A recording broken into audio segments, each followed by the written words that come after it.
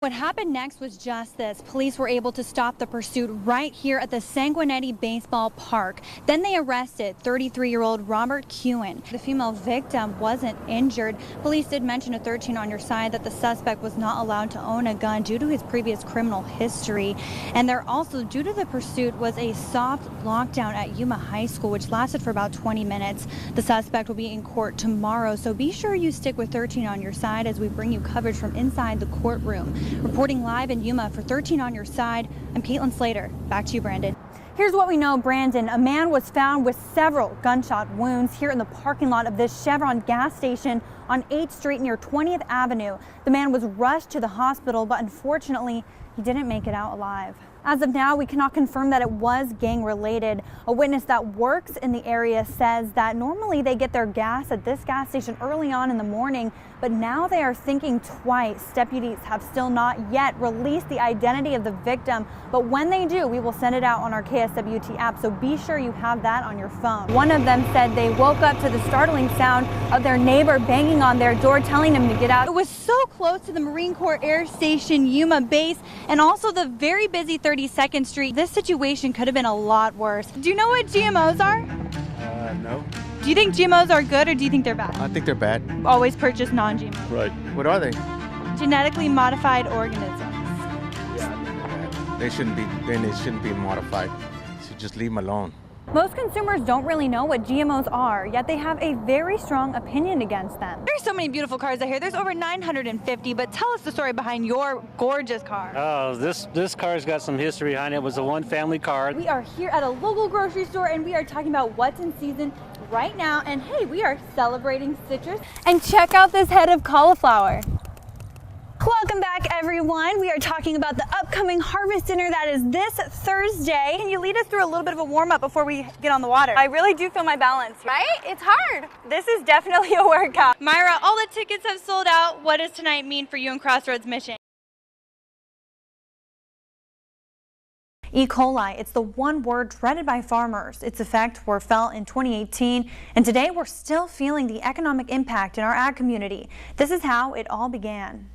Americans are being warned to stay away from all romaine lettuce everywhere. A remarkable warning from the CDC just 2 days before Americans sit down for Thanksgiving dinner. Blake, the CDC has yet to identify the cause of this outbreak, but should you be worried? Move forward and make sure we can try to keep this from happening again. We're going to be better for this on the other side. The E. coli outbreak was first reported in March of 2018. The Centers for Disease Control said 210 people got sick from the outbreak. Of that number, 27 were hospitalized and 5 people died.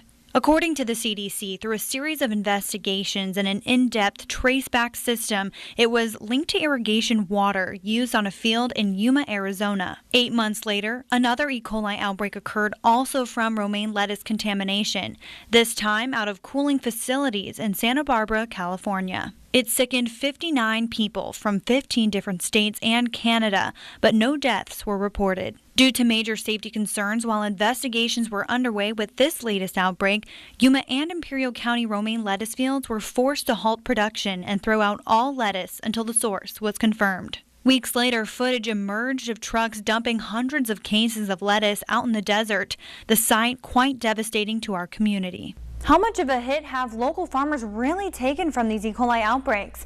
We spoke to JV Farms General Manager Matt McGuire, who breaks it down. For me, it's kind of heartbreaking. You know, I'm in this industry. I like to watch this stuff grow. I see the people we employ. And like this year, because of last year's outbreak and the losses they took up at Slater, acres were cut about 20% in this area. Just how much money comes from a romaine lettuce field? Well, like this field here, 30-acre field represents $120,000. In 1 acre alone, about 800 cases of lettuce are harvested. For this 30-acre field, that's nearly 24,000 cases. After the recalls, farmers were forced to disc their crop.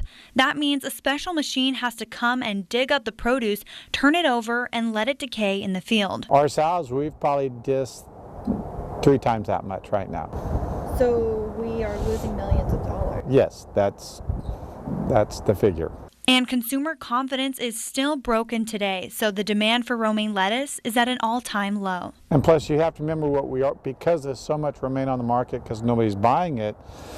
Basically, anything we do harvest is not returning money back to the rancher. Unfortunately, donating the lettuce to local food banks aren't an option either. It costs almost as much to harvest as it does to grow it. So if we go, we're just throwing good money after bad. So, your first loss is always your best loss. With all this money lost, will our farmers be okay? We've been through the ups and downs of good and bad markets through the years, and yeah, hopefully you hold a big enough bank account to come play again next year.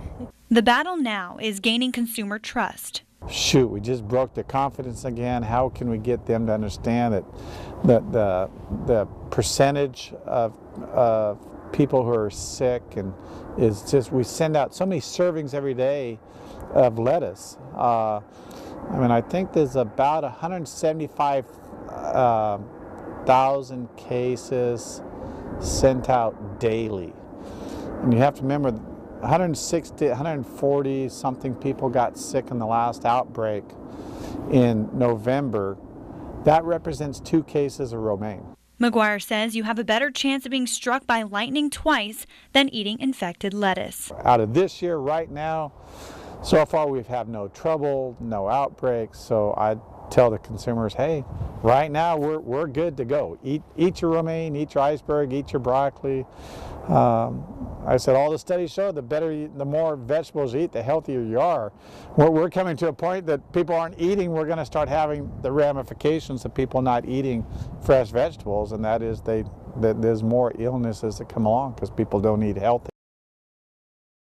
Meet best friends Isaac and Matthew. We're pals, we're buddy to pals. The two have been best friends for 12 years, and on Friday night, they got ready together for the Night to Shine prom at Vertical Church. Welcome to the Night to Shine. We were chosen to be able to host this site.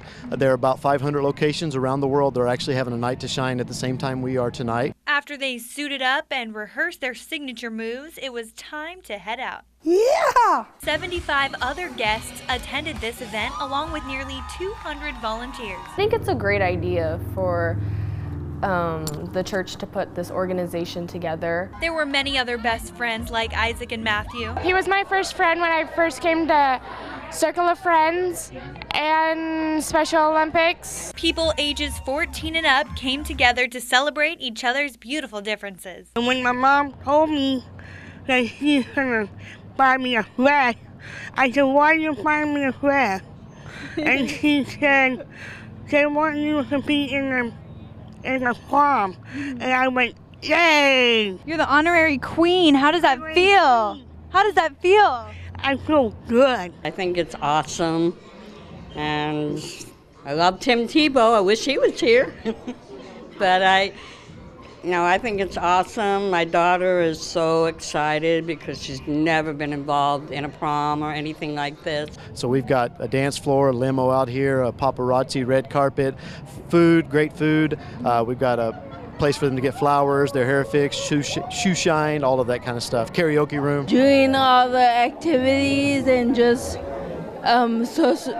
socializing. The prom princes and princesses were dressed to impress. I'm in a red dress with a gold necklace. At the end of the night, we asked Isaac and Matthew if prom was everything they had expected, and their answer was yes. Caitlin Slater, News 11.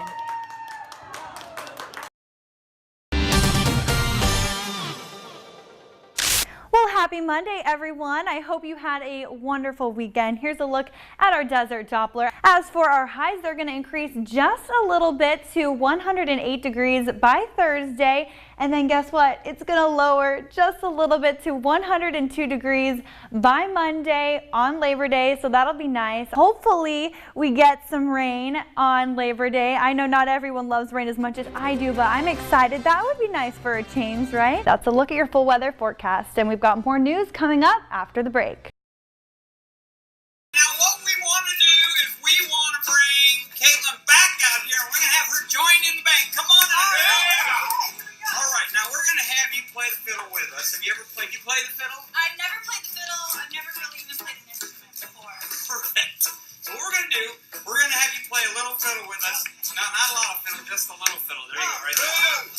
Now, we're going to give you a quick lesson in fiddle playing. First, you take the fiddle in your left hand, place it underneath your chin. What part of me have you been watching? Here, go like this. There you go. There you go. And then grab a hold of that bow right there. Okay.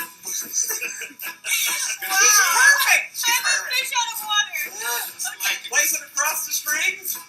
You're on your own the rest of the way there, girl. So here it is, Caitlin and the Orange Blossom Special. Just play along. There you go, yeah.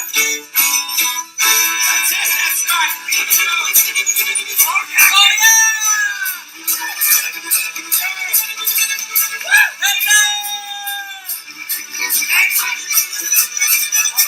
Now you're hot, you're hot. All right, big solo, big solo. Yeah!